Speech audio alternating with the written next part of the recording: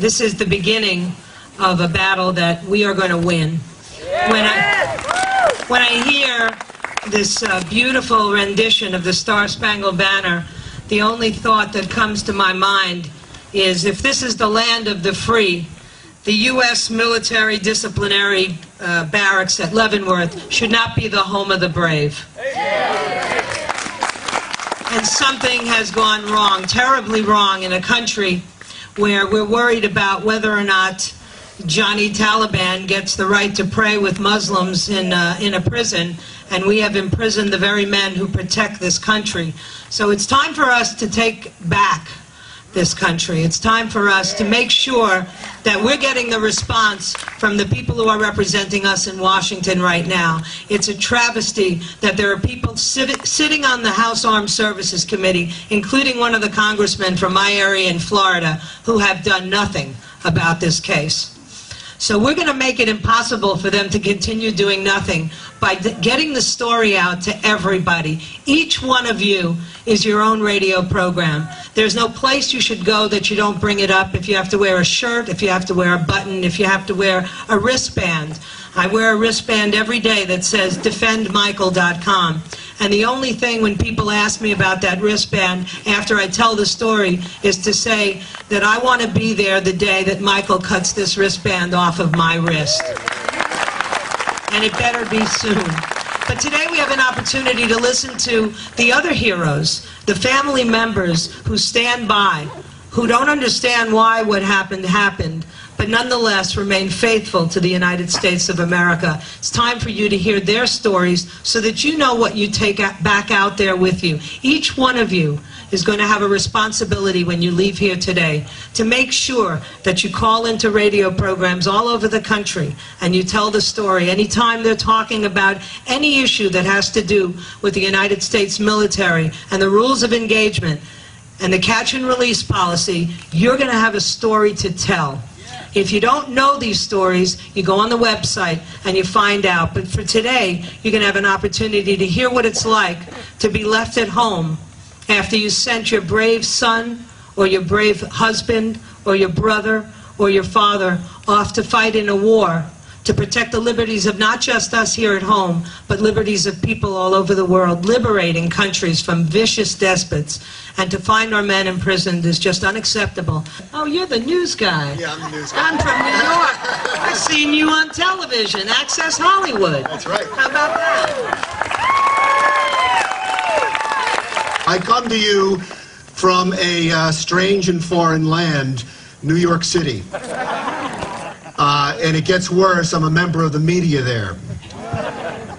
Yeah, I know. I'm disappointed in them too. I'm actually disappointed if we don't see more cameras out here today and more reporters out here today, but I do thank the ones who showed up. And go ahead. Joyce said something very, very important, and that is to leave this moment with a mission. And that is a mission to get media coverage, because I can tell you what, you are blowing in the wind unless you get some media coverage for this. And I, for the life of me, can't understand why the national news outlets have not picked this up. I don't know, this is right down Fox News' alley. I cannot understand why they haven't picked up this story. So that should be your mission. You know, coming from New York City, I do have a unusual, unique perspective on this whole thing.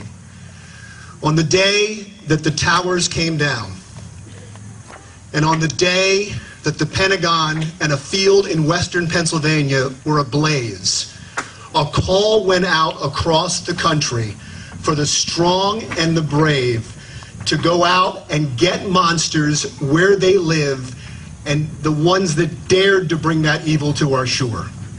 And tens of thousands responded. Tens of thousands responded. And they did a thankless and treacherous job. They went into hell.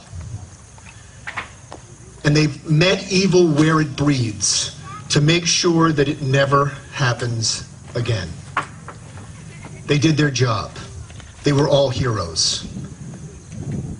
They killed monsters. Some of them got medals. Some of them are fighting still. Some of them are home with their families. and 10 were sent to Leavenworth for murder. Murder? In war? Charging people with murder in war is like giving out speeding tickets at a NASCAR race.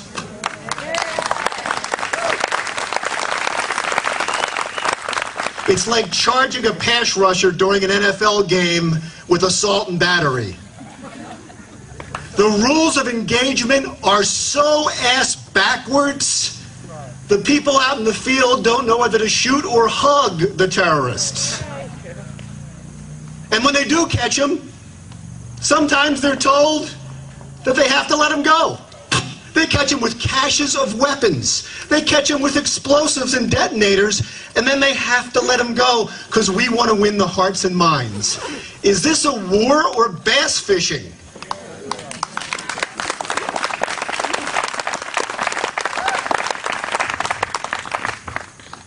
And believe me, the enemy doesn't work by the same rules of engagement. They behead terrorists on the internet. They behead Americans, I should say, on the internet. They beat them and burn them in the streets and hang them from bridges.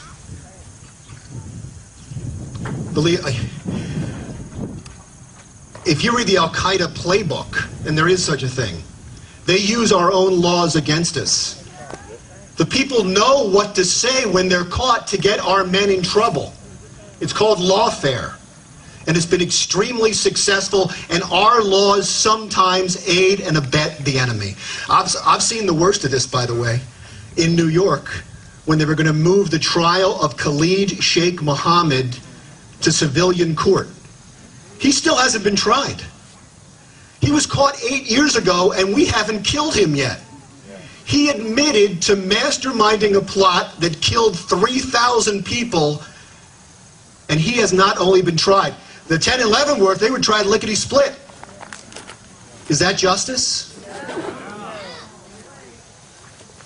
Al-Megrahi, he was convicted of killing 270 people, of blowing up a plane over Lockerbie, Scotland, 190 of them American. He was let go for compassionate reasons. He was supposed to have 3 months to live. It's been, well, a year and 2 months, and he's still alive. He's expected to live a long life. He got a hero's welcome in Libya. And now we found out that BP had a deal to get Libyan offshore oil rights. Is that justice? Nobody stood trial for that. Al-Megrahi is free. Khalid Sheikh Mohammed still hasn't stood trial. And you have 10 brave men in Leavenworth who killed people like Khalid Sheikh Mohammed and Al-Megrahi, who have lost their freedom. Is that justice? No. Hell no. I thank you all for being here today.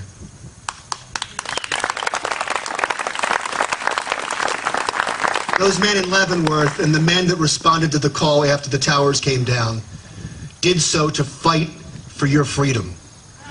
It is your responsibility now to fight for their freedom. Free the Leavenworth 10.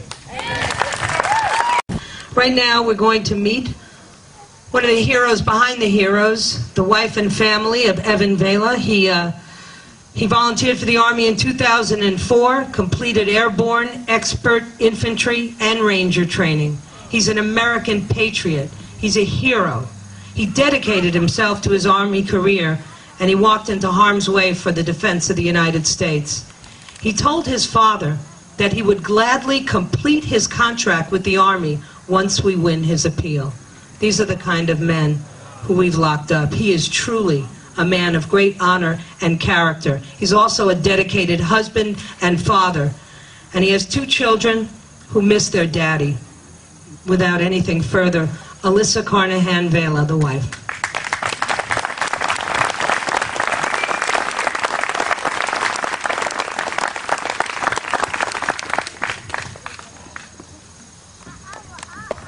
Hello, everyone. We actually right now are just getting ready for Evan's parole hearing.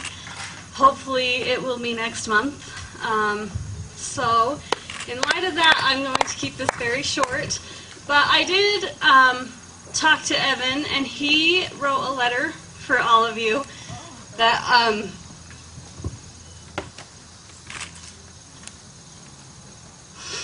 that I'm maybe going to read if I can make it through. He says, "Hello everyone. I hope that all of you who have traveled to be at this event have arrived without any mishaps or complicated dilemmas.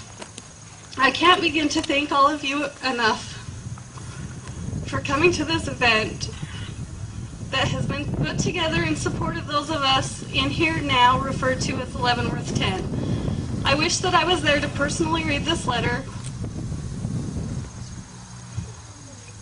and give you my most sincere gratitude for all that you have done. Your support means more to me than anything else, for it is that support that continually gives me hope. It is your support and freedoms that we fought for, and I would gladly do it again and again. It does my heart wonders each and every time I receive a letter or card from someone around the country who is simply telling me to keep my spirits up, that better times are just beyond the horizon. Without all of you, none of this would have been worth anything. It all would have been for an empty cause. So for everything you give us, both me and my wife and children, I thank you. Those words, thank you, will never be enough to express the gratitude that I truly feel for all you've done for us. But I hope that you may be able to understand what I'm trying to express. Words have never been my strong suit, for I was simply a grunt, and hopefully my wife didn't butcher this letter too much because of my spelling and because my spelling is horrible. Once again, I thank you and wish you the best. May your travels home be safe and joyous. Take care. Sincerely, Evan Vella.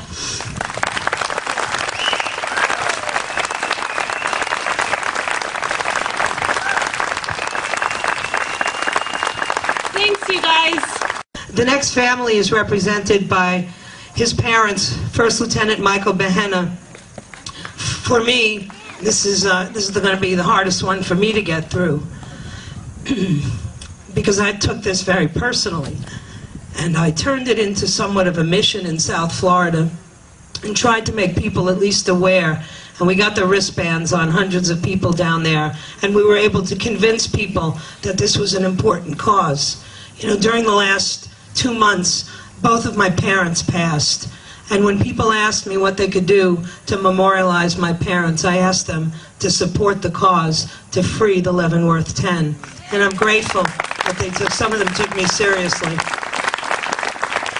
So when I first heard the story of Lieutenant Michael Behenna, it was like deja vu all over again. One of the speakers that you'll be hearing later on in this program is the man that first brought to my attention that we prosecute the military for doing their job. And back then, when he was being prosecuted, radio personalities all over the country found out about it, and we applied a lot of pressure on the United States Army. And we were able to help stop Lieutenant Colonel Allen West from now being in the 7th year of his 8-year sentence, which could have been the result if the American people had not spoken up. Well, by the time I heard about Lieutenant Michael Behenna, he was already imprisoned. So we have a mission right now, and I'd like you to listen to Vicki and Scott Behenna.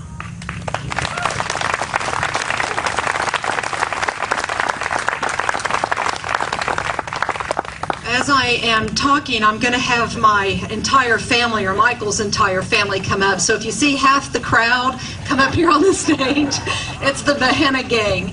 I just want to say again, thank you all so much for being here and for riding in this ride. My son deployed with the 101st Airborne Division in September of '07. In April of 2008, his platoon was hit by an IED.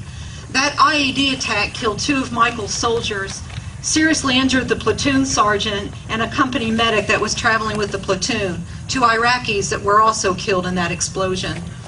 After that IED attack, Michael read a military intelligence report that identified that Al-Qaeda was responsible for the attack. And that a man by the name of Ali Mansour, who just happened to be an Iraqi policeman, was a member of that cell, and that his responsibility in this cell was to move explosives and report on the movement of coalition forces.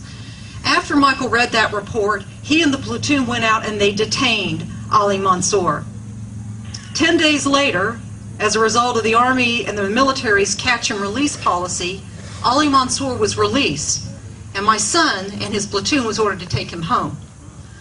Michael read the interrogation reports and realized that they had not asked anything about the Al-Qaeda cell. They hadn't asked who was sponsoring and who was financing the Al-Qaeda cell. So as a result, my son, an Army Ranger, and I see a Ranger t-shirt right up here, Rangers lead the way. And Michael decided that he was going to, on his own behalf, do an interrogation to save himself and the rest of the soldiers whose families he's promised at his deployment that he would bring them home. During that interrogation, Michael sat Mansour on a rock. He began asking him questions. Mansour stood up from his seated position. He reached for Michael's gun. Michael shot a controlled pair in self-defense. Now, that's bad enough that my son was charged, but at his trial, the government prosecutors were aware that their theory that Michael executed Ali Mansour because he was seated on a rock and Michael was mad at him was wrong. They were told by their forensic expert that Michael's version of what happened fit the forensic facts perfectly. But they didn't put that expert on. And they sent that expert home, Dr. McDonald. And the only reason we even have a prayer for Michael's appeal is because Dr. McDonald was such a man of integrity that he wrote an email after Michael's conviction telling the prosecutors, you should have provided this information to the defense counsel. We're on appeal right now. We are praying to God every day that that the law will be upheld by the Military Court of Appeals and that Michael's conviction will be reversed and he will join us home. We are praying that we will have an oral argument the middle of October of this year, praying for a decision by Christmas. You all serve such an important role for all of these guys. When Michael first got to Leavenworth, that was the first time I learned that we had imprisoned soldiers and Marines. And he asked me and this family to help the other Leavenworth 10. I am sending that mission on to you all. We cannot do this alone. We have got to have your help. We have got to have your voice. And please, please be the voice of these soldiers and Marines until every one of them has rejoined their family. God bless you all. Thank you for coming. And Shannon, I know you want to say something real quick. This is Michael's longtime girlfriend, and I talked too much, and I promised her I'd give her a chance to say something. Vicar, you're too kind. It's our 5-year anniversary this month. I've known him since the 2nd grade. And of course, here comes the works. I just want to say it is an honor and a privilege to stand up here today on behalf of Michael Bahena, the guy that I love and I'm head over heels for. And I'm so thankful that all of you showed up today, and I really appreciate that. Thank you.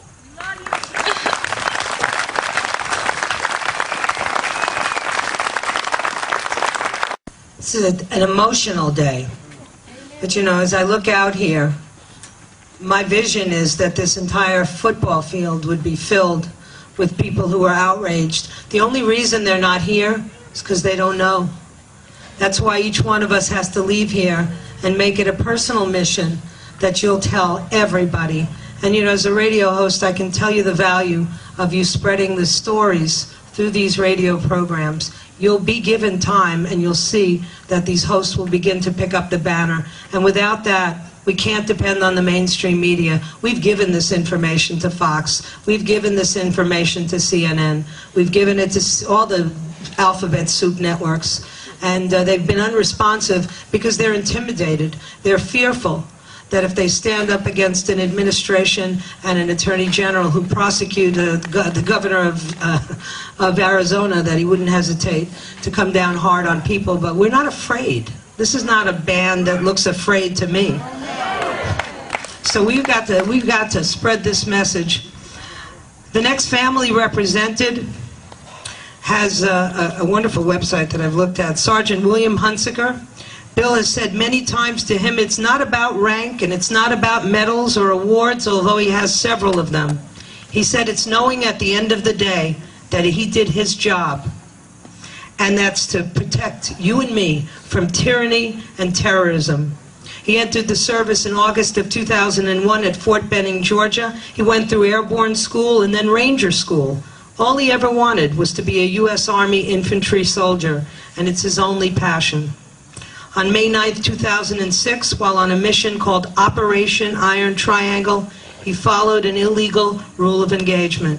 And although he takes accountability for his actions, he feels he chose the lesser evil for greater good. And as a result, he's serving 18 years. He's been through 4 clemencies, and he's eligible for parole in January of 2012. That's too long. We have to see that he's released before the end of this year. Speaking on behalf of the family, Fran Thexton.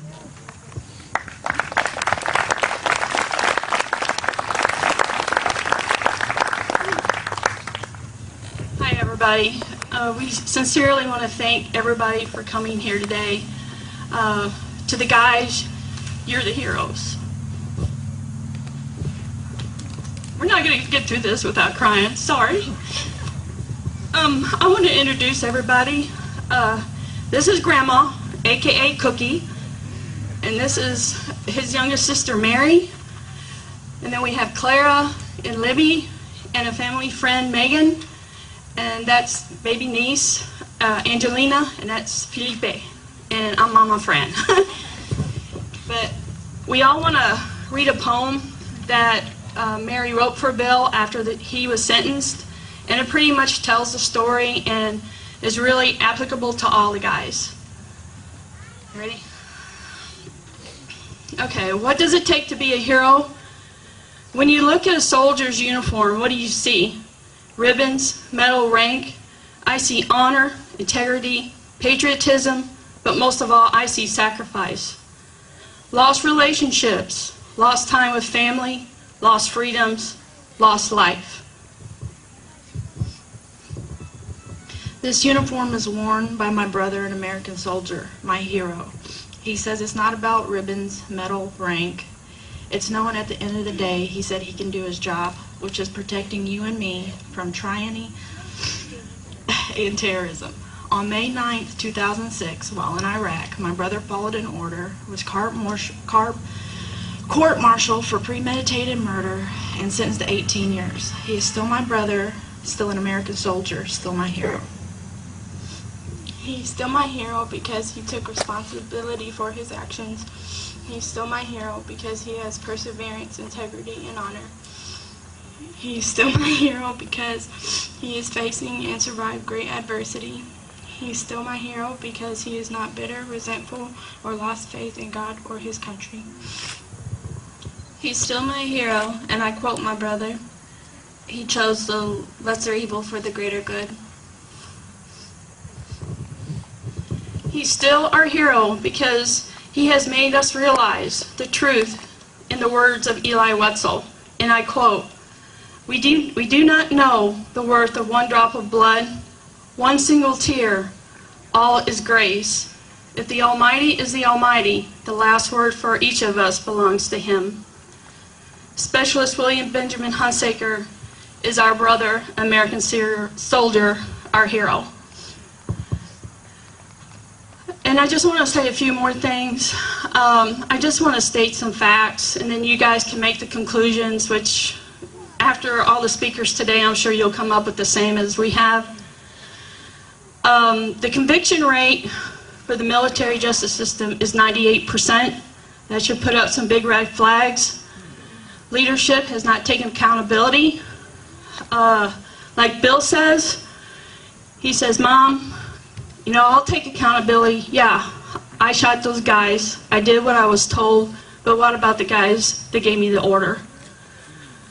And, you know, he's the one that has the integrity. He's the one that stepped up. And all he asks is, of course, first of all, he wants to come home, like all of them. But what about the guys that our country has given more rights to our enemy? Those, he said, that have cut their heads off and mutilated them. He says, those were my brothers. Why are they getting treated better than me? Thank you so much.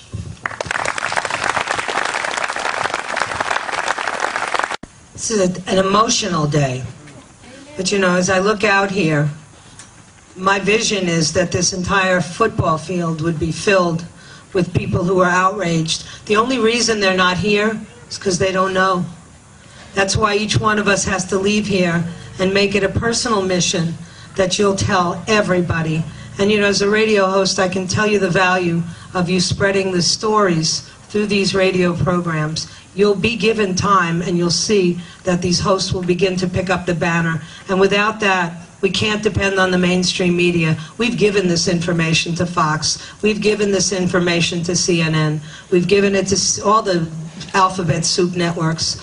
And they've been unresponsive because they're intimidated. They're fearful that if they stand up against an administration and an attorney general who prosecute the governor of Arizona, that he wouldn't hesitate to come down hard on people. But we're not afraid. This is not a band that looks afraid to me. So we've got to spread this message. The next family represented has a wonderful website that I've looked at. Sergeant William Hunsaker. Bill has said many times to him, it's not about rank and it's not about medals or awards, although he has several of them. He said it's knowing at the end of the day that he did his job, and that's to protect you and me from tyranny and terrorism. He entered the service in August of 2001 at Fort Benning, Georgia. He went through airborne school and then Ranger school. All he ever wanted was to be a U.S. Army infantry soldier, and it's his only passion. On May 9th, 2006, while on a mission called Operation Iron Triangle, he followed an illegal rule of engagement. And although he takes accountability for his actions, he feels he chose the lesser evil for greater good. And as a result, he's serving 18 years. He's been through 4 clemencies, and he's eligible for parole in January of 2012. That's too long. We have to see that he's released before the end of this year. Speaking on behalf of the family, Fran Thexton.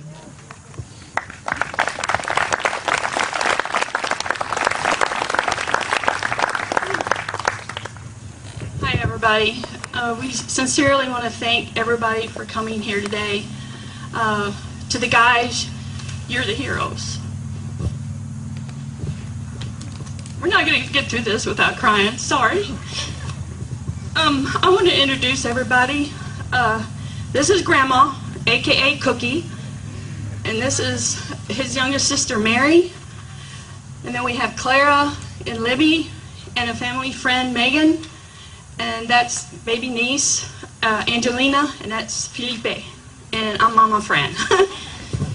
But we all want to read a poem that Mary wrote for Bill after he was sentenced. And it pretty much tells the story and is really applicable to all the guys. Ready? Okay, what does it take to be a hero? When you look at a soldier's uniform, what do you see? Ribbons, medal, rank.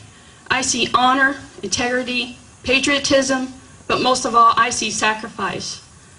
Lost relationships, lost time with family, lost freedoms, lost life. This uniform is worn by my brother, an American soldier, my hero. He says it's not about ribbons, medal, rank. It's knowing at the end of the day he said he can do his job, which is protecting you and me from tyranny and terrorism.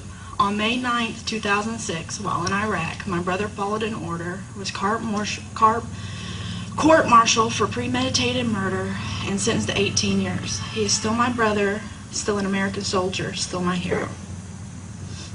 He's still my hero because he took responsibility for his actions. He's still my hero because he has perseverance, integrity, and honor. He's still my hero because he is facing and survived great adversity. He's still my hero because he is not bitter, resentful, or lost faith in God or his country.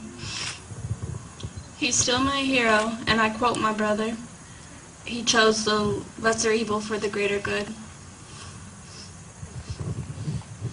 He's still our hero because he has made us realize the truth in the words of Eli Wetzel, and I quote, We do not know the worth of one drop of blood, one single tear. All is grace. If the Almighty is the Almighty, the last word for each of us belongs to Him. Specialist William Benjamin Hunsaker is our brother, American soldier, our hero. And I just want to say a few more things. I just want to state some facts, and then you guys can make the conclusions, which after all the speakers today, I'm sure you'll come up with the same as we have. The conviction rate for the military justice system is 98%. That should put up some big red flags. Leadership has not taken accountability. Like Bill says, he says, Mom, you know, I'll take accountability. Yeah, I shot those guys. I did what I was told, but what about the guys that gave me the order? And, you know, he's the one that has the integrity. He's the one that stepped up. And all he asks is, of course, first of all, he wants to come home, like all of them. But what about the guys that our country has given more rights to our enemy? Those, he said, that have cut their heads off and mutilated them. He says, those were my brothers. Why are they getting treated better than me? Thank you so much.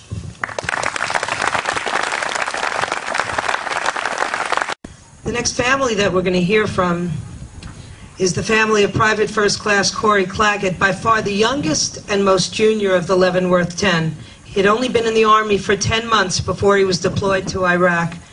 And 8 months into that deployment, he was arrested and charged with murder for following orders to kill 3 al-Qaeda operatives.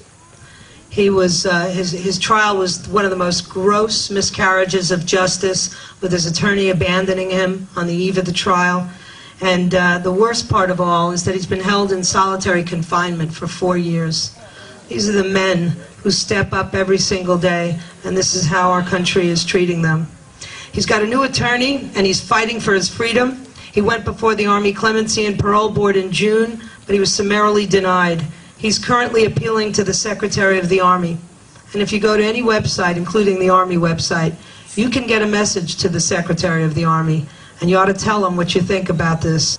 My name is Tim Perlatore, and I'm the attorney representing Corey Claggett. This is his family, his mother, Melanie Dianiska, and his younger brother, Joey. Now, Corey was a squad member of Bill Hunsaker, so I'm not going to retell the story that you just heard Fran tell so well. But I do want to talk about what the Army has done to him since then. When he was arrested, he was put into a prison in Kuwait where he was terribly mistreated. He was kept awake. They had 24-hour bright lights. They made him sleep, chained in the fetal position. They withheld food from him for days. This is before he was even convicted.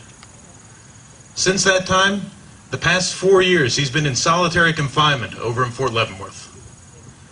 When I went to see him yesterday, they brought him out, his feet chained together, his arms chained to his side.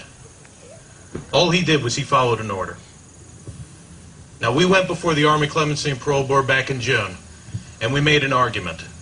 He's serving an 18-year sentence, and he did take responsibility for his actions. He followed an order, he killed 3 al-Qaeda operatives, he took responsibility, and he even went as far as to help the government and try and testify against those who gave him the orders. And the person who gave him the orders is free today. He's still in solitary confinement. Now, in defending him, I spoke with his commanding officer, and his commanding officer, who was initially very much against him, actually turned around, changed his mind, and wrote a letter on Corey's behalf. And I'd like to read to you a part of it. This is from Colonel Michael Steele. He says, we're writing to the Clemency and Parole Board, I hope that the board can view his conduct through the eyes of an infantry soldier, walking the streets of Iraq, a soldier who is perplexed that every Iraqi injury or death was reported and exhaustively investigated, while no inquiry is made when an American was brutally killed. I hope that you can understand a soldier's frustration in seeing those Iraqis responsible for the deaths of American soldiers being routinely released from jail. And as his commander, it is clear that Corey's crime was born of frustration and desperation from failed policies, not a desire to commit murder. Given that Corey's squad leader, the widely recognized instigator of this crime, has since been paroled, it is in the interest of justice that Corey's sentence be adjusted. Given the time he has already served, there should be no concern that justice has been served. It has. Now, I presented that to the board, and while it takes them normally 2 weeks to deliberate on whether to grant somebody clemency, they had a decision that afternoon denying clemency in its entirety. When I went and asked them for the reasons, I filed a Freedom of Information Act request to get what their reasons are, and I'm going to show you right now what they gave me. They blacked them out. Why is the Army willing to keep him in jail and not willing to say why? Now, we have a website, CoreyClaggett.com. You can read our entire brief of everything we submitted to the board. We submitted this huge document here, which, by the way, the vast majority of this document is letters from people like you, probably many of you out here in the crowd today, writing letters begging for Corey to be released. All of it fell on deaf ears. Right now, we are appealing to the Secretary of the Army. We are considering bringing this into federal court. We are considering all options because he needs to be released.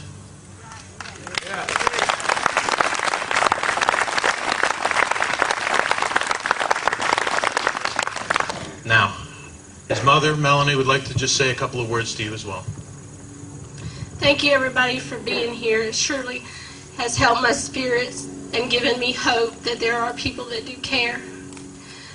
But I remember when Corey joined the service, he had a delayed entry program. So he had just turned 20. I was ready to take him to the station with his recruiter where he was going to get on the bus. And Corey says, "Mom, you got to let me go. I'm grown. I don't need you to take me. I'll say goodbye here." And he had the recruiter come to the house to pick him up.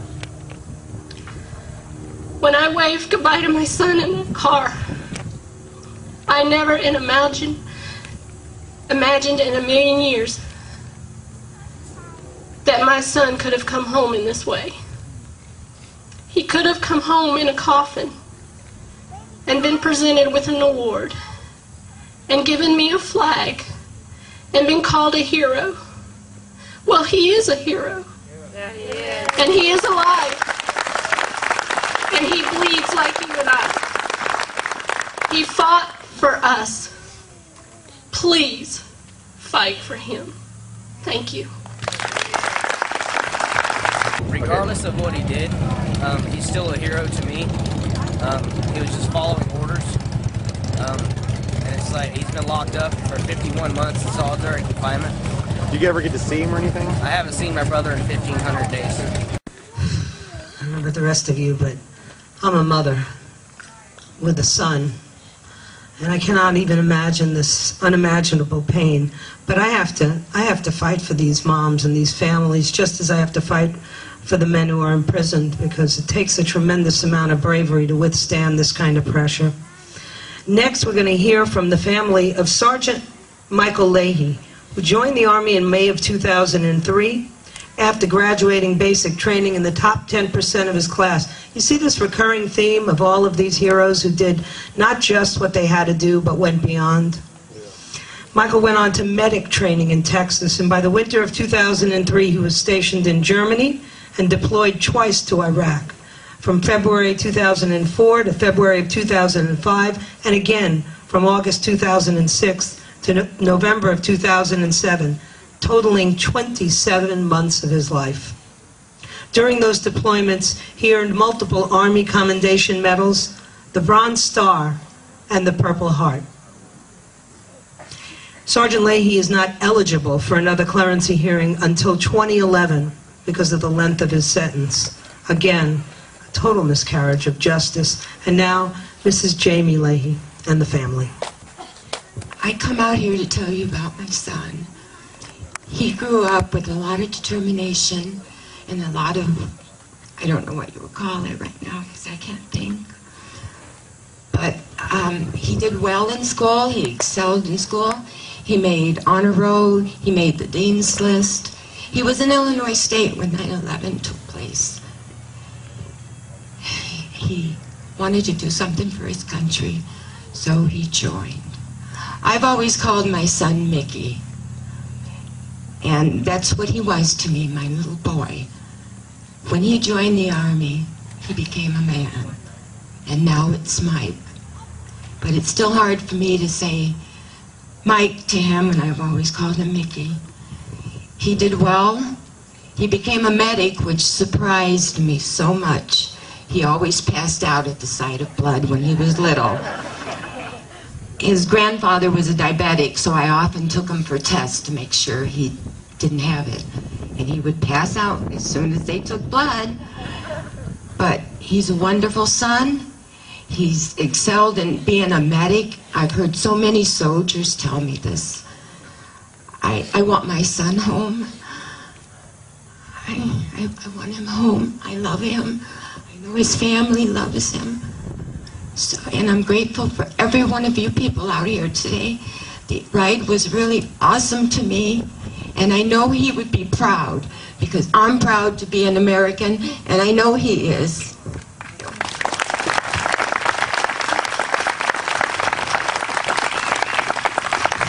My name is Jamie Leahy. I'm Michael's wife. I just wanted to let you know, you heard Michael was a combat medic. He took care of everybody out there. He took care of his soldiers, and he took care of the Iraqi citizens, any of the people that they detained. He took care of them all the same. He gave them his best medical treatment that he could. And he was also the kind of medic that would run into a building after it was bombed. He was the kind of, he did everything he could to save everybody, his soldiers, just to get them back to the doctors that they had there, to the hospitals from the battlefield. So that was what he did while he was in the Army, and I just wanted to let you know also right now, he's working very hard towards having a bright future. He's doing everything he can with everything that's available to him at the USDB right now. He's in a barbershop training program so that he's getting skills of something that he can use towards our future so that we can have a family someday and take care of them and provide for them. He's also working towards a personal trainer certification, and he's taking college classes to get his associate's degree, and then in the future he'll go on to get his bachelor's degree.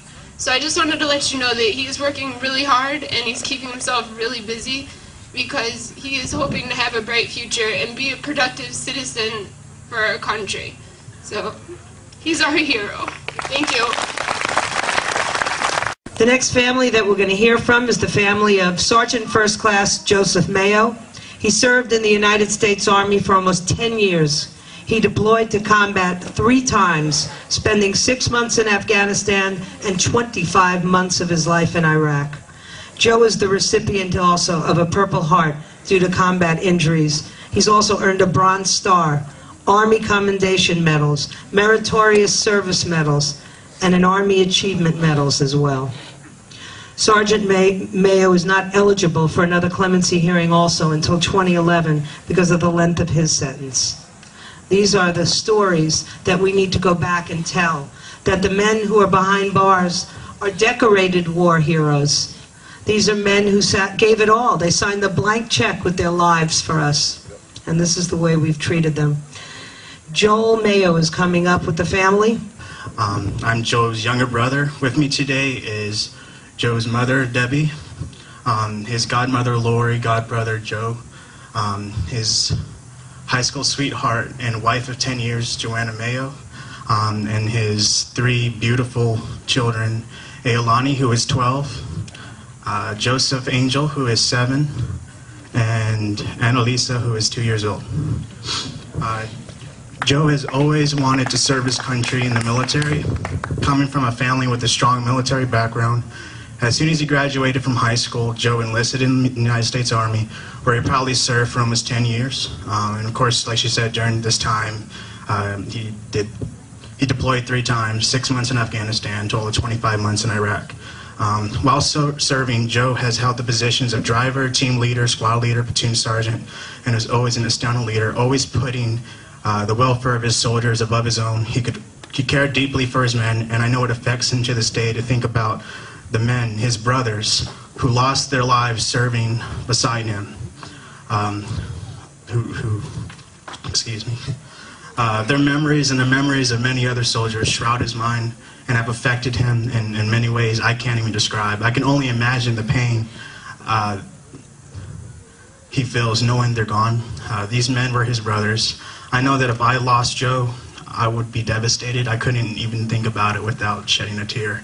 Like, just imagine losing 3 of your closest brothers just in the course of a few years. And Joe did that. These were his brothers. Joe himself almost lost his life while returning to his post after a patrol. His vehicle was hit by an RPG on the front right passenger side where he was sitting. Thankfully, thank God, Joe survived the encounter, but suffers from permanent hearing loss, traumatic brain injury, and severe post-traumatic stress disorder.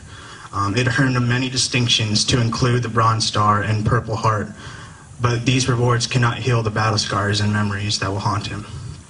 On April 30th, 2009, Joe pled guilty for shooting one of the insurgents.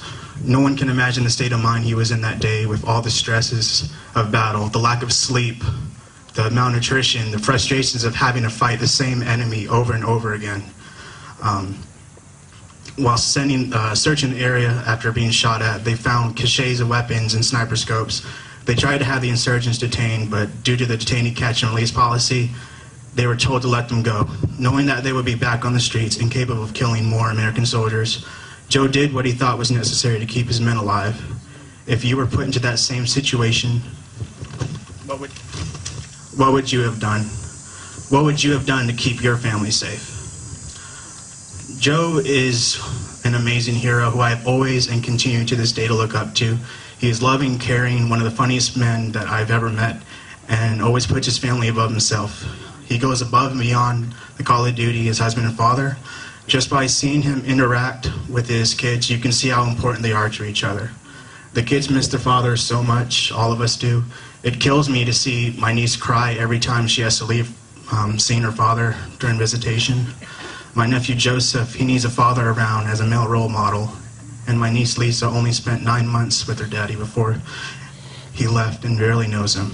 These kids need their father. Help us get Sergeant First Class Mayo home. Help us support him, and thank you all so much. Please go to the website, www.defendjosephmayo.com. God bless.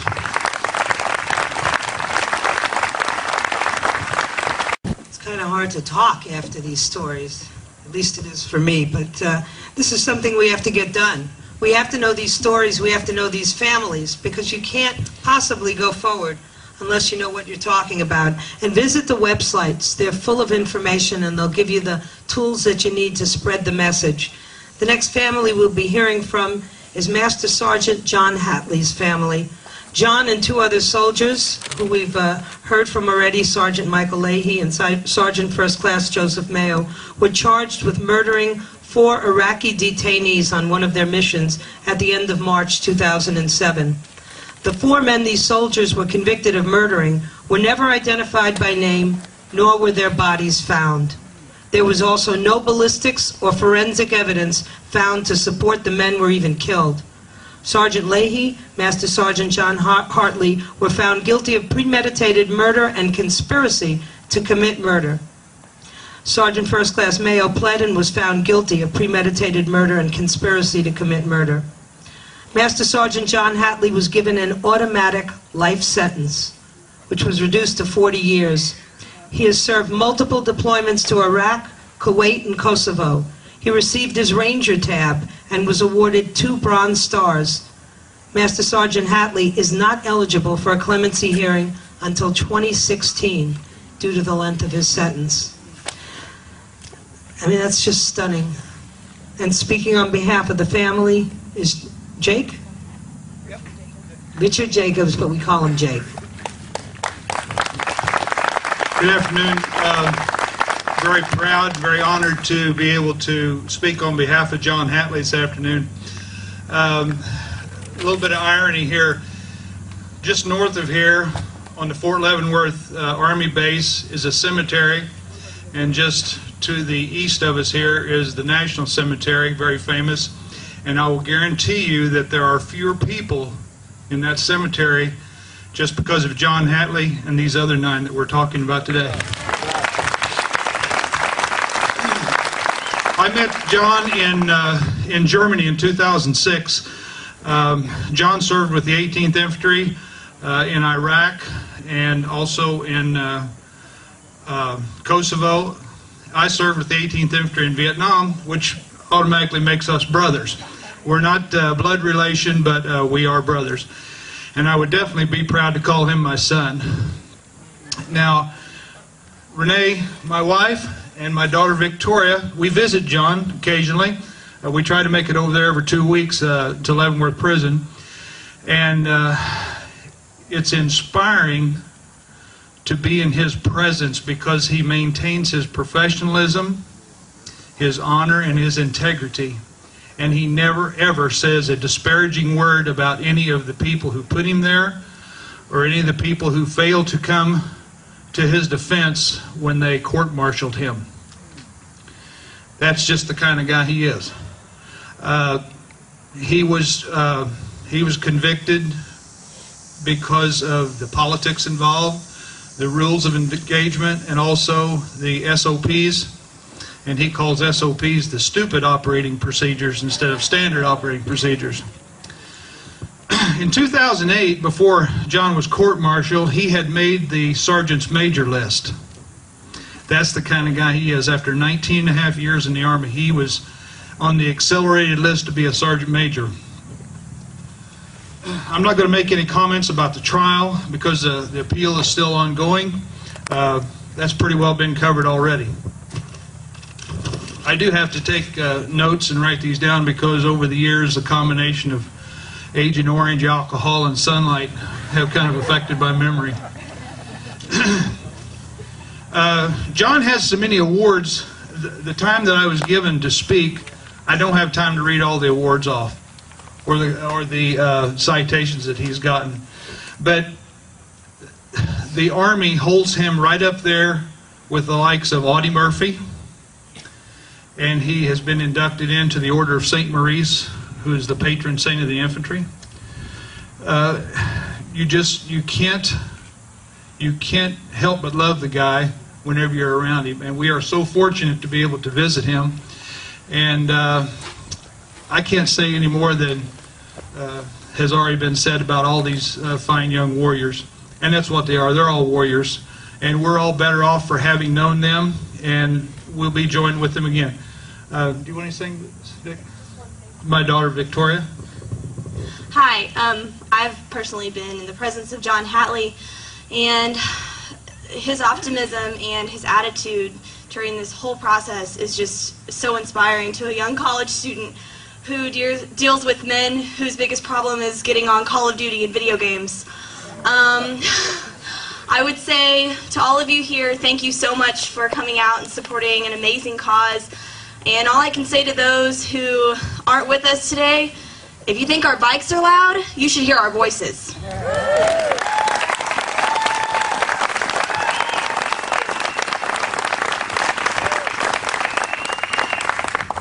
I just want to say that knowing John has really been a privilege, and that I know if his wife Kim were here that she would thank all of you for coming out and supporting, and hopefully this will come to an end soon. Thank you. One more thing, quick. I talked with John's mother, Mrs. Hatley. They live down in Groesbeck, Texas, and I talked with her yesterday and asked if there's anything that I could say on her behalf to all of you out there, and she said, well, John has always been a protector. He's promised from an early age, when he was a young man, he promised that he would always protect his dad and me and his country. And he's doing a pretty damn good job of it. Thank you. His family that will be represented is Michael Pat Williams, Army Ranger. He's the smiling face under the zero. Now, this is a man who was finished with his career in the military when 9/11 happened, and he rejoined the military. He's been to Kuwait, twice to Iraq. He served with Johnny Horn, and he's eligible now for his 4th clemency hearing this month on a 25-year sentence. His mother, Annetta Davis Parker.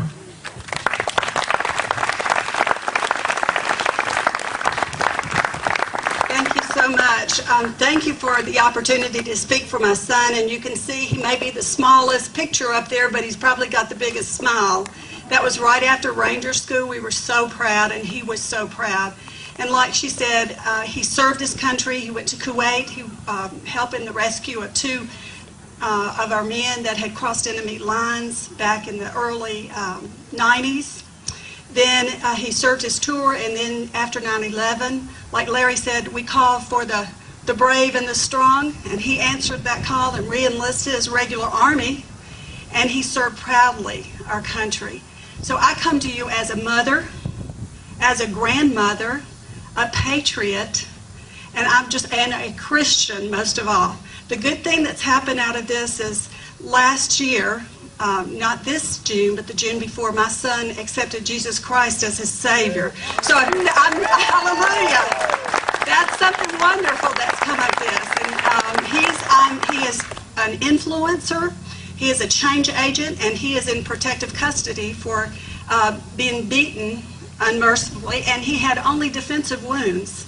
That shows what control he has in the Army. He knew that anything he did would be used against him, as the system is, and we still believe in our American judicial system. Things happen, bad things happen. My son is a result of some bad things that happened. My son married a woman that had a little baby, 10 months old. They were married right the week before he was deployed the 2nd time. He came home, and then she got pregnant with their baby girl. He has never held his 6-year-old at all. He's seen her 1 time. I saw him last night. He's in good spirits. We believe, the fact is, he has 25 years. Last year it was reduced down in his clemency hearing to 20. We believe the fact is he is to serve 25 years, now 20. The truth is he is going to be released just as your sons, your brothers, your husbands. This year we're believing that. So I say, God bless America. Land of the free. They fought for it. Thank you so much. I want to, for you parents, particularly the mothers, a scripture came to me that I've really been standing on, Jeremiah 31:16 and 17. I'll give you the generalized version, my version. It says, mothers, dry your tears, stop your weeping. Your children will return safely to their borders. Amen. I'm standing on that. God bless you. Our next 2 speakers are going to be men who can tell you the perspective and the story from having lived through these things. First, I would like to introduce Johnny Horn. Well, my name is Johnny Horn, formerly Staff Sergeant Johnny Horn. I served in the United States Army from September 1999 until December 2004. I was there I went to the Middle East on 4 different trips, twice to Kuwait for peacekeeping missions, and twice to Iraq. And on my 2nd tour of Iraq, I was charged with the 1st-degree murder of killing an Iraqi in the line of duty. We had been out on patrol for about 5 or 6 days straight. If you can imagine going about 5 days with no sleep, just doing your regular jobs here at home, imagine doing it overseas. We did that, and this one particular day we were asked to go back in. We had to get cleaned up and get prepared for a battle that we were going to be, we were scheduled to go into an attack into into Sadr City the next day. So we came back, we took showers, we thought we were going to get a little rest, and no sooner than we got done with our showers, we were told by our commander, you got to go back out. we loaded up, headed back out, and we were told that there were some enemy that were being trucked over, like big dump trucks. We were told that they were coming over to fight against us into the battle in Sodder City the next day. Somehow it leaked, it got out or whatever. That's what we were told. I don't know. I wasn't there when all the intel was put together, but that's what we were told. So during this time we went out. We started hearing on the radio, as soon as not long after we got out there, we started hearing over the radio that there was trucks in our area full of people. And so we started scoping them out. Now I was an infantry squad leader, and I rode in the back of a Bradley at this time. For those of you who don't know what a Bradley is, it's an armored personnel carrier. Kind of like a little tank sort of thing. Just don't ever tell tankers that a Bradley's a tank. You'll piss them off. Anyway, we got out there and we started hearing about the people in the back of the truck. We started scoping them out. One of the trucks was spotted throwing boxes over the back of the truck. They were in this big dump truck thing. They were throwing these boxes over the back of the truck onto the ground. Didn't know exactly what they were. One of the Bradleys in my platoon called up, told about it, and said, we'd like to engage one of the boxes to see if it explodes. That was our way of identifying if it was an explosive, an IED or something like that. So you got to call up on today's modern battlefield, you got to call up and ask permission to engage the enemy. I still haven't figured that out. Okay? Well, they were given permission to shoot at this box. They shot the box exploded. The only other recourse is to take that truck out. And our Bradley did so with extreme prejudice. They took it out, and we arrived on the scene. My platoon leader calls me up and says, Sergeant Horn, you got to go out there and investigate this truck. I said, sir, this truck has just been shot, just exploded. There's expected to be explosives in the back of this truck. Why do you want me to walk up on this thing? You got to do it. Okay. I followed orders. I did it. I got out of the Bradley. I told my soldiers to stay behind. I didn't want, in case I was to walk up and there was a secondary explosion, I just said I'll be the only one it gets, you know, just me. Stay here. If I need you, I'll call you. So I walk up on the scene. I get up there. There's bodies all over the road, all over the street. I step down at the curb, and literally, I'm ankle deep in blood. It's a horrific scene, one of the worst things I personally ever saw. There was a few survivors laying around, and one of them started pointing up to the back of the truck saying, Mister, please, help, help. And I looked up, initially all I saw was like body parts hanging over the truck. It was just a terrible scene. My first response, I told the man, I was like, sir, dead. He's dead. Nothing I can do. And he's like, no, please, please. So I took a few steps back so I could see higher into the dump truck, and I actually saw movement through the fire. Through the flames, I could see somebody crawling around like they were trying to get out or whatever. Instinct, first thing I did was ran up to the front of the truck, crawled up the bumper, crawled up the hood of the truck, and crawled into the back of the dump truck to try and help whoever I could. When I get there, I see a young boy there. He was probably about 18 years old. At least that's what I was told. I don't know. He was about 18, and he was sitting in the fire. He was just sitting. He had crawled into a certain area, and he had sat down, just Indian style, sitting with flames all around him. And you could tell he was in shock. He really, to me, he just looked like he didn't even know where he was. I reached in. I was trying to grab him. I kept yelling for him, come to me, and he wasn't moving. I reached in closer and almost got my hand on him, and he crawled away from me. And he went over to another young man or whatever that had been blown to bits. He'd been blown to pieces. There was nothing left of him really. But he grabbed a hold of him and he hugged him. He didn't want to leave him. And when I saw that, it just it did something to me. I really couldn't take it. I reached in. I said, we got to go. And I grabbed him, snatched him out of the truck. And at this time, one of my team leaders had come up. I handed the boy down from the truck and told him, my team leader, I said, check him out, do some first aid, whatever you can do. Well, I can hear from a distance, I hear all my soldiers yelling, Sergeant Horn, get down, this thing's going to blow again, whatever. Everybody was concerned there was going to be a secondary explosion, and I was going to go with it. I took one more look before I got down, and I saw another young man lying in the fire, face down. I took a real close look to make sure he wasn't still alive, but I saw him breathing. At that time, I didn't know what to do. I couldn't leave the guy. I mean, enemy or not, I don't know. It's just something about me. I couldn't leave the guy. So I reached back in. I crawled up in the truck a little bit further, and the guy was he was blown to all his clothes were blown off. He looked like he was still intact at first, but all his clothes were blown off from the explosion. He took a direct hit. Well, I reached in the fire. I grabbed him and I pulled him to me. And when he rolled over on top of me, all of his internal organs, his intestines, his stomach, everything spilled out into my lap. Well, I figured immediately there's nothing I can do for the guy. I can't help him. There's nothing really I could do, but at least I wanted to pull him out of the flames. I couldn't leave him just laying there like that. So I pulled him toward the front of the dump truck up to a higher spot where he would be out of the flames, and then I left him. There was nothing I could do. As I was trying to pull him, it looked as if it was tearing his legs from his body. There was nothing I could do for him. I got down. I determined at this time there probably wasn't going to be a secondary explosion, so I called up some of my soldiers to administer first aid to the survivors. And about a minute or so later, that young man that I pulled from the fire had toppled out of the back of the truck. The dump truck is what, 8, 10 feet high or so maybe?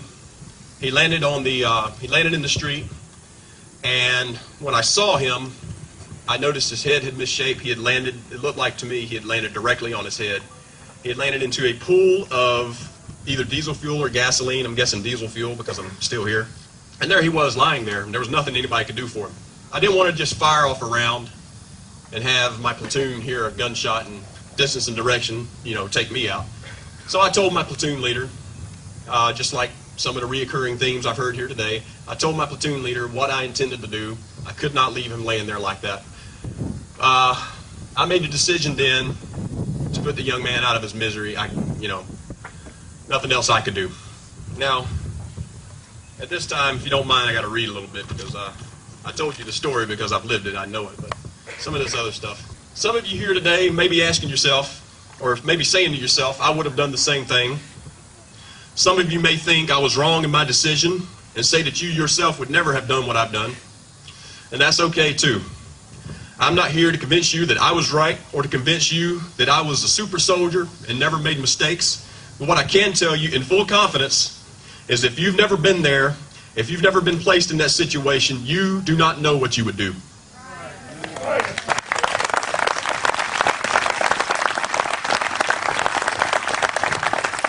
Now, I myself have spent many hours since that night asking myself, what could I have done differently? There's several ways I could have handled things, but I made a choice then, and I have to live with that choice. And to be honest, if I had to do it all over again, I think I would make the same choice. I was charged with the first-degree murder of Qasim Hassan, and I'll never forget his name. I honestly felt a part of me died that night also. I guess I'll never know for sure what those men were doing in the back of the truck, since I didn't see it. But regardless, once I got on the ground, it seemed more important to me at the time to help the injured in any way I could. I'm not sure if I'll ever completely come to terms with everything I saw and did in Iraq, but I do know one thing. I am not a murderer.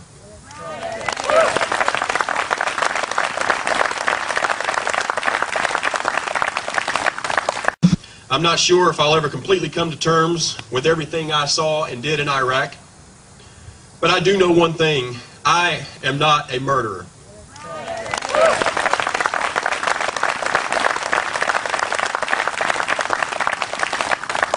I did the job I was asked to do to the best of my ability. And I'm proud to say that because of my actions on the battlefield and because of my leadership, I never lost a single soldier in the line of duty.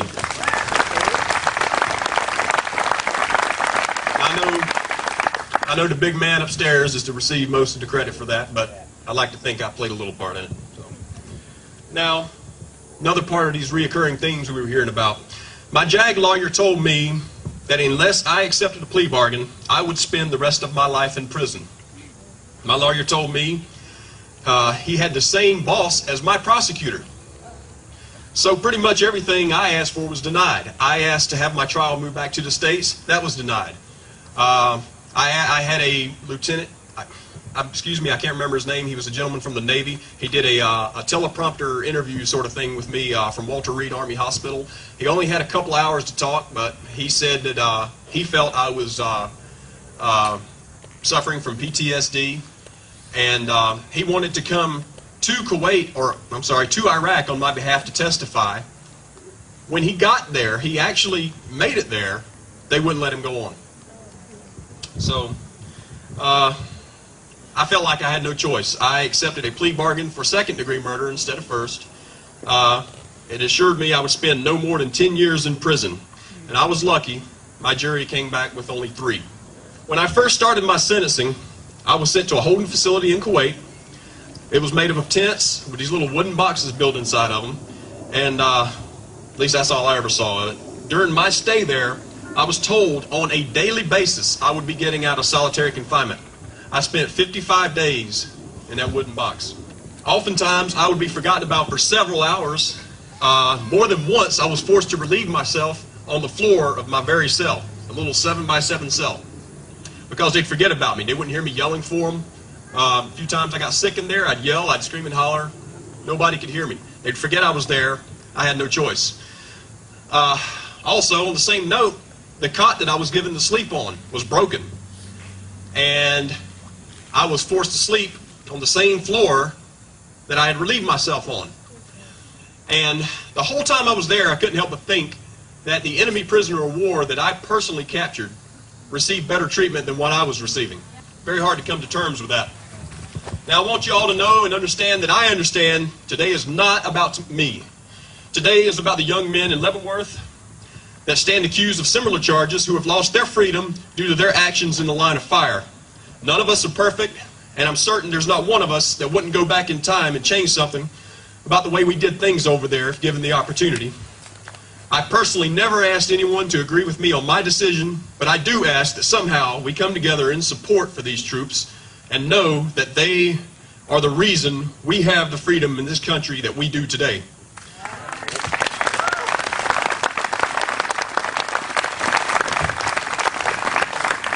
I ask that instead of passing judgment on these young soldiers, you trust that they made the best decisions possible during what was probably the most difficult time of their lives. Yes, there are indefensible crimes like rape, torture, things of that nature. These are not the actions I'm talking about. I'm talking about men like Lieutenant Michael Behena, who captured a known Al-Qaeda operative in Ali Mansour and during questioning was attacked by Mansour. So First Lieutenant Behena did what he was trained to do. He took Mansour out. Now me as a former soldier, I would say good job, and as a patriot and United States citizen, I would say thank you.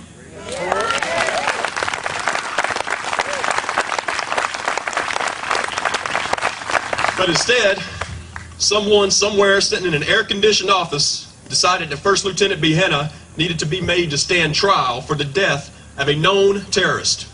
Please help me understand this. Though on paper you might not agree with some of the things some of the soldiers have done, I understand, and so should you, that the situation brought about these soldiers' actions, not the soldier's heart. Actions like these are very seldom planned or realized on paper.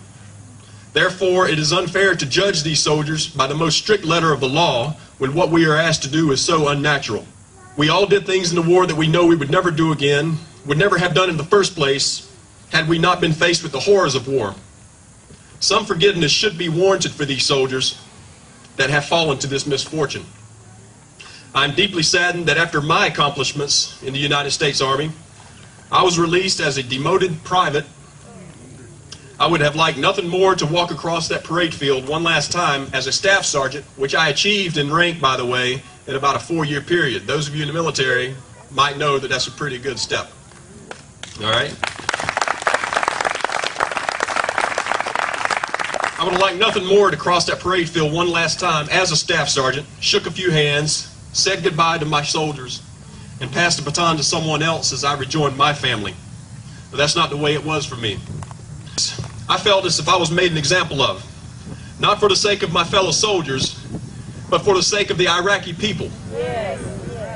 I felt and still feel it was the Army's way of showing the Iraqi people that we are a kinder, gentler Army, and death on the battlefield will not be tolerated.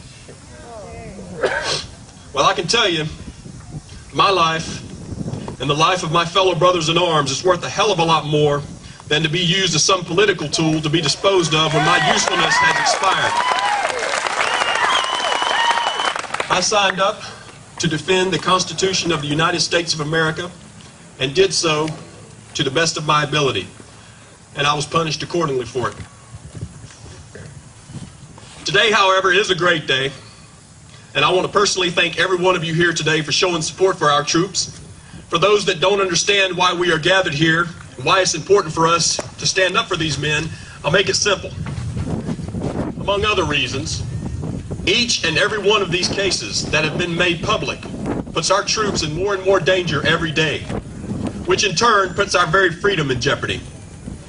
When a soldier hears of other soldiers being persecuted for doing their job, it makes a soldier hesitate before he pulls the trigger. A soldier that hesitates is a dead soldier. How many of you have people overseas right now?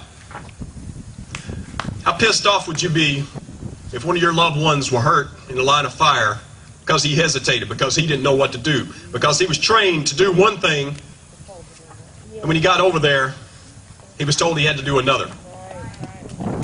I've experienced that lost feeling myself. Sorry, I lost my place. Anyway, you weaken a soldier, you demoralize a soldier with these actions, and pretty soon you have an army of highly trained soldiers that are scared to fight. It might not happen overnight, but it will happen. So I ask everybody here today, don't stop here. As they've already said several times before, call news medias, call who you have to, call your congressman. Let your voices be heard in support for these men. Ask them and demand an answer to this question. Since when do we buy an enemy country's allegiance by persecuting our own people? Thank you.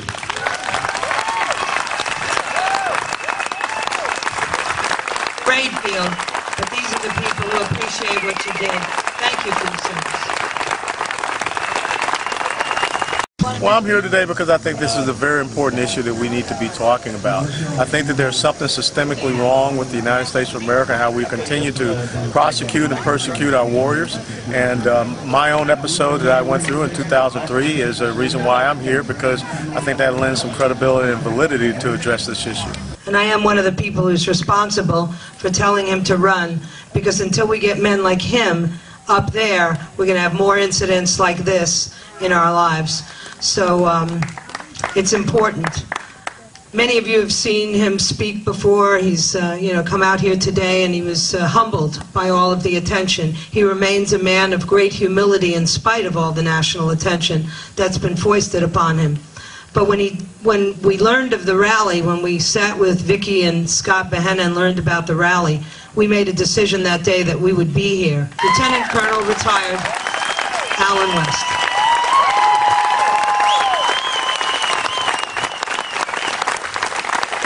Oh, thank you. Thank you so much. Thank you. It is really and truthfully an honor to be here with each and every one of you today. It is great to be back in the state of Kansas, a place where I spent almost 9 years of my military career. Here to be at Fort Leavenworth, where I spent 2 years. And if you don't believe that God is ordained what we are standing here for today, look up here at the beautiful Kansas sky. Look at the beautiful weather that we have, when just a little while ago, yesterday, the type of weather that was coming through here. This is important that we have gathered here today. And many of you do know about my situation back in Iraq in 2003. When as a battalion commander, I decided to take an action against an Iraqi policeman who was withholding some information that we needed to make sure that we did not have the continued exposure of the men in my battalion to roadside ambushes and attacks. And I used a good old Southern psychological intimidation trick where I told him that I was going to kill him. And I fired a pistol. And I fired my service 9mm over his head. And of course he did come forward with the type of information that we needed. And I put my cell phone report to my commanding officers, and I let them know exactly everything that had happened. And I was taken out of command, and they threatened to send me through court-martial, but in the Article 32 hearing it was decided that it was not worthy of a court-martial. I was fined $5,000. And then upon coming back to Fort Hood, Texas, at the completion of my deployment, after 22 years of active duty service, I submitted my retirement papers. And I retired as a lieutenant colonel with full benefits and privileges and my title. That's why I'm here today. Because there's a saying, there but for the grace of God go I. It could have been very easy for me to be sitting right there behind those walls of the disciplinary barracks at Fort Leavenworth. But it was because of the American people. It It was because people found out about my story that I was able to be standing here in front of you. And I tell you this, that the reason why what happened in 2003 is because I could stand here right now and commit to each and every one of you, commit to each and every one of the families here, that I will not rest, I will not tire, I will not grow weary until those 10 men are free and those sentences are taken away.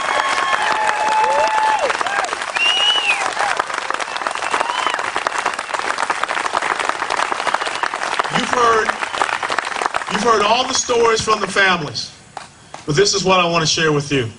And I know you've been sitting out in the good hot Kansas sun, good in the great tan. But there is something upside down in the United States of America. That's right. There is something terribly wrong in this country. And when I think about, as I flew out here from the time of my experience in 2003, I think about Captain Roger Hill, a young infantry captain that was relieved of his command and prosecuted in Afghanistan. I think about the Haditha Marines, who a member of Congress even had the audacity to call them cold-blooded murderers. I think about the U.S. Navy SEALs, who we tried to prosecute for punching a guy who was the one responsible for killing, the mutilation, and the dragging of the bodies of Americans in Fallujah.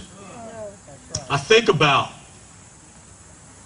Marcus Luttrell in August of 2005, when they made the decision that caused the lives of 19 special operators in Afghanistan. I think about Marine First Lieutenant Ilario Pantano.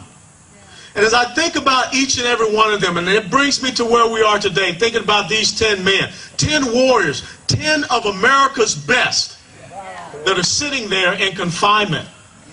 How is it that this country has gotten so upside down? How is it that we are now taking the people that will sacrifice to defend the freedoms and liberties that we enjoy, and we take away their freedoms and liberties?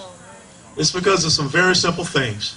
And the first thing is, we have a failure to understand and identify who this enemy is and their tactics. If we don't understand this 21st century battlefield, that you are always going to have non-state, non-uniform belligerents that realize what our tactics are, we don't understand their tactics, they will continue to hide in and amongst civilians, they will continue to put our soldiers in untenable positions where they have to make very quick decisions. And any of you that's ever been out there in a combat situation, you know one simple thing. In a firefight, you got about 3 to 5 seconds, and people start losing their lives. And the enemy recognizes that. That's why they fire upon our men and women, and then they run into houses where women and children are. That's why they go and they get young children, they hold them up as shields while they continue to put fire on our soldiers. If we don't have people that recognize that we're fighting against an enemy that has no respect for life, not their own, not anyone else's, but yet we continue to punish our own at the behest of the enemy that we refuse to identify. This is not an overseas contingency operation. This is a war. This is a war for our survival. A lot of people have talked about something today called the ROE. How can you prosecute a war when you tell our men and women in combat you cannot fire until fired upon? How can you prosecute a war when you tell them that you must alert the enemy before you go into an operation? How can you prosecute a war when you say, unless you see hostile intent, there is nothing that you can do? And that's why just recently down in Kandahar and over in Helmand province in Afghanistan, that the enemy, once our Marines and soldiers would close in with them, they just laid down their weapons and walked away. Because they knew that if they didn't show hostile intent, if they didn't show that they had weapons, they could walk away. Just the same as people going out in the middle of the night with a wheelbarrow and a shovel, but yet they get questioned. Did you know that that person had hostile intent? What did you think that person was going to do? Or if you're sitting on a forward operating base, remote up in Afghanistan, and you have mortar and rocket fire coming down on you, and you look up at the hills and you see a person with binoculars, can you engage that person? Well, I have to tell you something. As a seasoned combat veteran, I know that that person is not up there bird watching. But yet we have gotten to the point where we are putting our soldiers, sailors, airmen, Marines in positions where they cannot take the initiative, where they have to fight reactively. And when they fight reactively, you see what happens. They lose their lives, and the enemy continues to exploit. We find ourselves in the situation we're in the United States of America because we are confused. We don't understand that this is a combat operation. This is not a police action. This is not a thing where it's dragnet over in Iraq or Afghanistan. That is not a circumstance where we need to have our soldiers come up and provide evidence. If you cannot take the word of an American combat soldier that this is a bad person and this person needs to be taken off the streets. This is not about detaining. This is about imprisoning them, and they don't get to come back out until they quit or they give up. That's the bottom line with combat. It is about imposing your will upon another, and that's not what we are doing. It is not about what you see happening in Afghanistan, where a tribal leader or a father can walk up with a piece of paper and say, I pledge that my son will not go back and join with the Taliban. Let me tell you something, ladies and gentlemen. If it's good enough for an Afghan tribal leader or father, it's good enough for Scott Behenna to do the exact same thing for his son up there. It's good enough for all the fathers that are here to say, you turn my son back over to me just the same as you're doing in Afghanistan. It is about realizing that we cannot continue on with these convoluted orders, not understanding truly what are the goals and objectives that we have our men and women over there in these combat operations for. It's about simply 5 things. You find the enemy. You fix them in position where they cannot maneuver. You engage them, you destroy them, and you pursue them. Amen. And until we have combat leaders that can go and articulate that, we will continue to have young men that go out and they don't understand their mission. They don't understand what they're being told to do. But even worse, you have leaders that will not step up and take responsibility for giving them misinformation or bad guidance or bad objectives. It also comes down to this. You can't have political correctness on the battlefield. You cannot sacrifice our young men and women for political correctness. You know, this past week, John Walker Lynn had the ACLU file a petition for him because they felt his rights were being violated because he did not have the opportunity to go with his prayer rug and pray with other Muslim prisoners. Well, let me tell you something about John Walker Lynn. He probably should have been hung. Because here's an American that took up arms against American soldiers. That, from what I understand, is called treason. That, from what I understand, is a traitor. But out of the benevolence of who we are, we did allow him to keep his life. But I really don't care what happens to John Walker Lynn in prison. Because as you just heard, we have our own men and women in confinement, solitary confinement. But yet we have the ACLU concerned about what's going on with John Walker Lynn. We have the ACLU and all of these other groups going down to Gitmo and making sure that these guys get gourmet meals and have their opportunity to go out and enjoy the Cuban sunshine and the nice sea breezes. How many times have you seen the ACLU or any of these other groups to go and make sure that the men and women that we're imprisoning here in Leavenworth, these 10 individuals, are protected and taken care of? There is something upside down in this country right now. When you hear about the fact, the underwear bomber, where is he sitting? He's sitting, living it up in some American prison, waiting for his day in court. When you hear about the gentleman, the Somali pirate, how many people remember the Somali pirate? He's sitting somewhere waiting for his day in court. Khalid Sheikh Mohammed, the mastermind of the United States ship coal disaster. This administration, this Department of Justice decided they were not going to bring him to trial. But how long did it take before we brought these 10 warriors to trial? How long did it take before we put them in prison? But yet, what are we doing with the enemy? I don't care what anyone says. You can show this enemy all the love, benevolence. You can bring Oprah Winfrey out. She can give them all the hugs that they want, but they are still going to hate us. And how is it that we live in a country where we think that people that are not Americans, people that have tried to kill Americans, all of a sudden are deserving of constitutional rights, where our 10 men and women, our 10 soldiers rather, are sitting there being denied of their constitutional rights? There's something upside down in the United States of America. How is it that we have allowed military JAG officers to take over prosecution of combat operations. The fact now that combat commanders have to get approval from JAG officers before they go into an operation. How is it that we know some of the things that these JAG officers have done, such as withholding exculpatory evidence, and many of the other heinous issues, if you go back and study these 10 cases? This is wrong. And you know what is the most wrong about it? When you go back and you read that book, Lone Survivor, our soldiers, our sailors, our airmen, our Marines, our combat warriors are more afraid of JAG officers than they are of the enemy. And the JAG officers know that.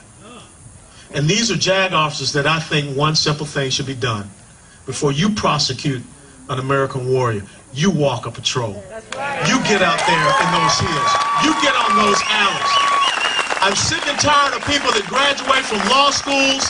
They get a uniform put on them. They get the bars or the Oakleys of an officer, and they have yet to have been out there with our combat soldiers. There's something upside down in the United States of America. But the last and most important thing, there is irresponsible leadership in this country. It is not the fault of those 10 men that they're sitting there. It's the fault of irresponsible leaders. It's the fault of irresponsible leaders that won't stand up for their men and take responsibility and say, do not punish my men. You punish me because they're under my command and they acted under my orders. It's the irresponsibility of leaders that don't understand that their positions are there because they're supposed to serve those men and women beneath them. Not serve the political gods, and I say God with a little G, of this country. I am sick and tired of the star-level officers. I am sick and tired of the politicians that are sending our men and women into these tough situations, and they have no culpability. They have no responsibility. They can sit and they can play golf at their country clubs. They can enjoy their nice, five-star hotel visits and all these nice meals and all these nice things and titles because of the men and women who get out there and enable them to have those things. It hurt me to no end today when people came up to me and said, we have tried to take this issue to our congressmen, to our representatives. And I know Vicky Behena has taken it to a U.S. senator, and they said nothing, and they did nothing. Let me tell you something, ladies and gentlemen. If you allow these same individuals to quote-unquote call themselves leaders of our country, then it's your fault. Because you've got to change this. You've got to make sure that this representative democracy hears your voice. And this is why you must answer the call to action. This past week, the president said that we are ending combat operations in Iraq. Well, I don't know if he consulted the enemy on that. But this, ladies and gentlemen, is the beginning. Because we will not allow these 10 men to be forgotten. We will not allow these 10 men to sit over there and rot away while people, politicians and generals go around and pat themselves on the back and talk about how great a job they've done. We are going to free these men, and we're going to do it with your voice. I need you to call your congressman, call your senator, call the Secretary of the Army, McHugh, call the Chief of Staff of the Army, Casey, call the Secretary of Defense, Gates, call the President of the United States. We have got to have men and women that understand what it's like to be on the opposite end of an AK-47, an RPG. We have got to have men and women that know what it's like to be cold, tired, and scared, but still know one thing. The American people are dependent upon you to go out there and accomplish a mission. Ladies and gentlemen, I want to close by saying this. I sat back there and listened to all these great mothers. And when I sat with Vicky Behena down in South Florida, I told her one thing. You've got my life, my blood, and my commitment. Because back in the days of Sparta, when the young Spartan men went off to war, the Spartan women handed them their shield, their mothers. And they said this very simple thing. Come back carrying your shield, or come back being carried upon it. That's what these women have said to those men. These women did not say, come back in shackles. These women did not say, come back in shame. These women did not say, come back as a criminal. Come back being accused as a murderer. These women said, I love you. Take this shield of honor. And as many generations before you, stand in the ranks as a warrior. Lock your shields with others and defend this great constitutional republic. Vicki and all the mothers out there, this Spartan will make sure that your sons will come home carrying that shield with their honor, with their integrity, and their character intact. God bless you all. God bless those 10 men, and God bless these United States of America. Thank you so much.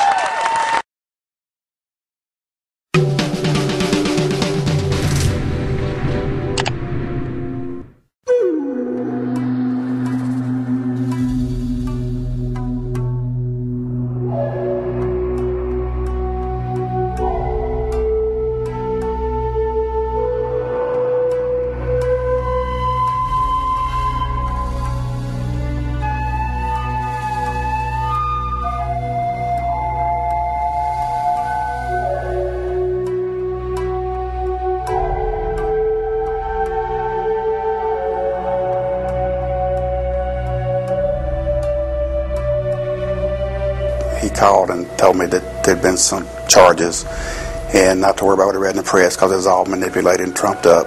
And he said, and there are going to be people, you know, after me to do this and do that. And he said he might need a civilian lawyer. But he didn't know for sure. He said he didn't think it'd go that far because there's nothing to it. They finally got me over there. And I saw him, you know, and I hugged him, you know, and I cried. And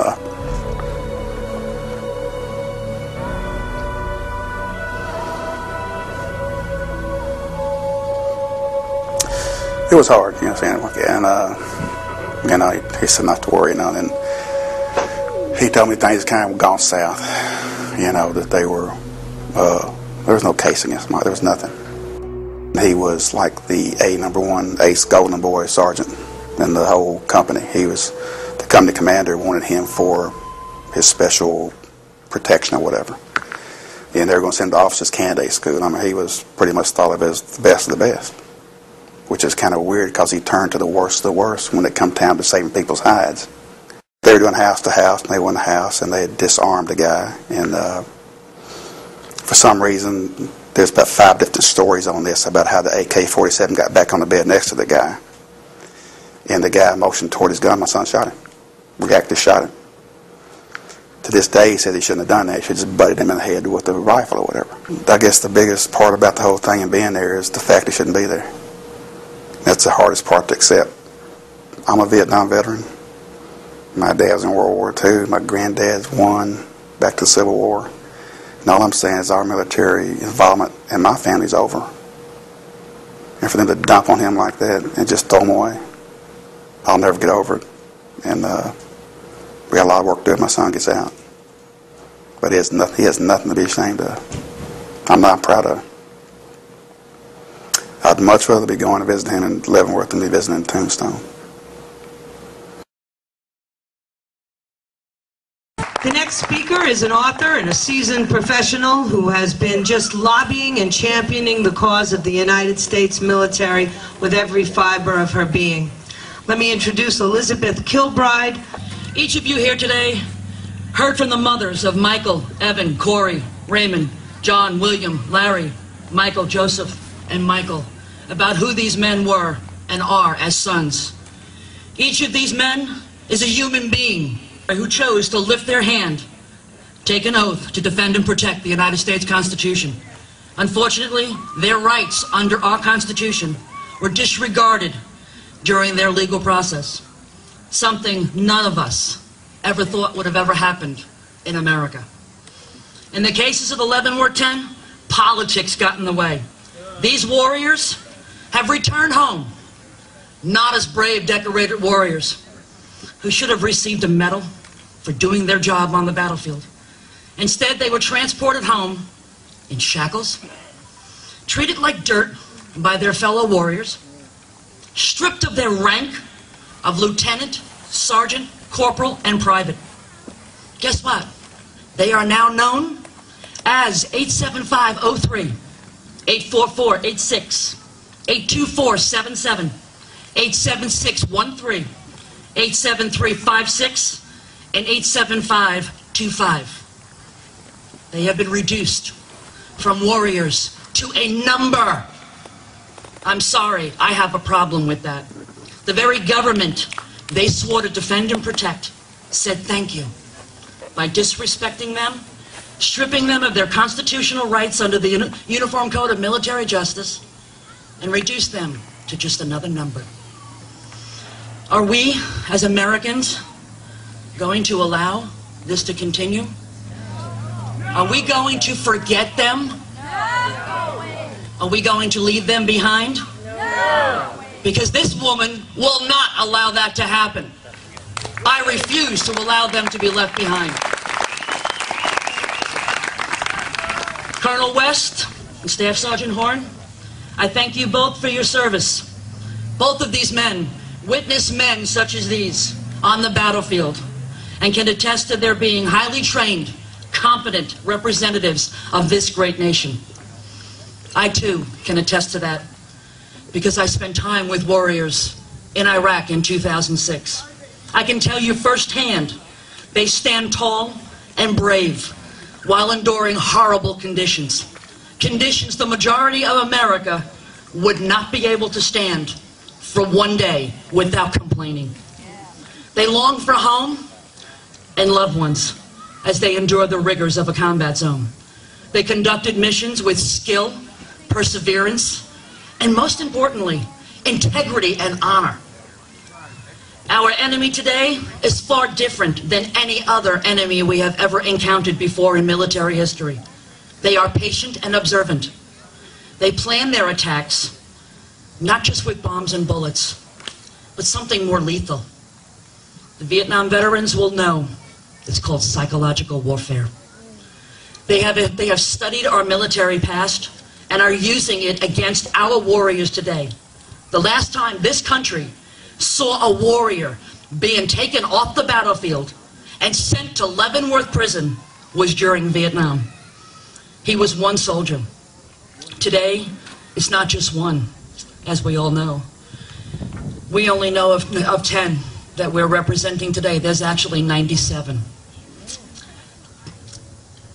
They are standing behind and living behind brick and mortar and bars.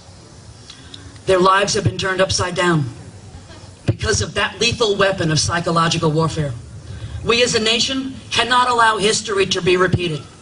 If we band together as American patriots against injustice and work together, we can undo and change the damage that has already been done and prevent it from ever happening again. You know, in preparation for this, I found a quote by George Washington that says it best. He says, quote, "When we assumed the soldier, we did not lay aside the citizen," end quote. We must stop the military legal system from stripping our warriors of their civil rights. Did you know that our government today now offers the enemy combatants the opportunity to sign a pledge to never attack our warriors again? I like that laugh because that's what I've been saying too. Once they sign the pledge, they are then released back into their own community and to their loved ones. Why aren't our warriors given this same right, this same opportunity? Anyone who has a pair of eyes, as Colonel West and Staff Sergeant Horn and myself know, and a lot of the Vietnam vets out there, they know they will never be a model citizen. They're never going to wind up just going home and taking care of business with their family. Their objective is very clear. They wish to be a martyr, to live another day to kill our American soldiers who represent freedom. They are brutal killers and murderers who will destroy human life without hesitation. Al-Qaeda militants and insurgent groups get the get out of jail free card. Yet American warriors who are on the same battlefield are incarcerated behind these bars for doing what they were trained to do. That's your tax money being misspent and being thrown away completely. You know, this total situation reminds me of that Monopoly game, you know, where you get the get out of jail free card, and you get to go and you collect $200. These 10 guys don't want $200. They don't even want to be bothered with getting the get out of jail free card. They just want to go home to their families. That's our job now. The only way we as Americans can help these incarcerated warriors is to put ourselves in their place. And I want to tell you a little bit about that, because you have to understand the complexities of war. They have witnessed their best friend being killed a few feet away or die in their own arms. They've seen children who only a few minutes before them were laughing and playing in the streets, only to be blown up by some insurgent. They think of home, their wives, their children, and long for the day when they can hold them and love them once again. They think of their parents and siblings and long for the home-cooked meals that are prepared by loving hands. These families you heard from today are not members of the Covenant and Gold Star families, because these sons have not given the ultimate sacrifice.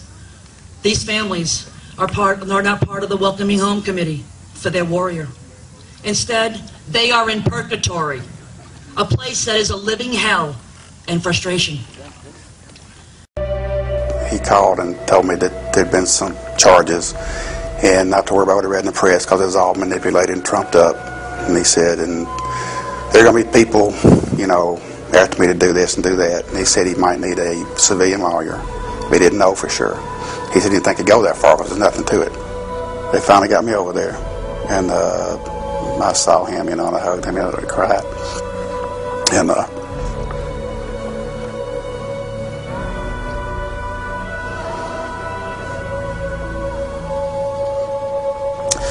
it was hard, you know what I'm saying? And you know, he said not to worry, you know. And he told me things kind of gone south, you know, that they were. There was no case against him. There was nothing. He was like the #1 ace golden boy sergeant in the whole company. He was the company commander wanted him for his special protection or whatever. And they were going to send him to officers candidate school. I mean, he was pretty much thought of as the best of the best, which is kind of weird because he turned to the worst of the worst when it come time to saving people's hides. They were doing house to house, and they went in the house, and they had disarmed a guy. And for some reason, there's about 5 different stories on this about how the AK-47 got back on the bed next to the guy. And the guy motioned toward his gun. My son shot him. Reacted, shot him. To this day, he said he shouldn't have done that. He should have just butted him in the head with a rifle or whatever. I guess the biggest part about the whole thing and being there is the fact he shouldn't be there. That's the hardest part to accept. I'm a Vietnam veteran. My dad's in World War II. My granddad's won back to the Civil War. And all I'm saying is our military involvement in my family's over. And for them to dump on him like that and just throw him away, I'll never get over it. And we got a lot of work to do if my son gets out. But he has nothing to be ashamed of. I'm not proud of. I'd much rather be going to visit him in Leavenworth than be visiting in Tombstone.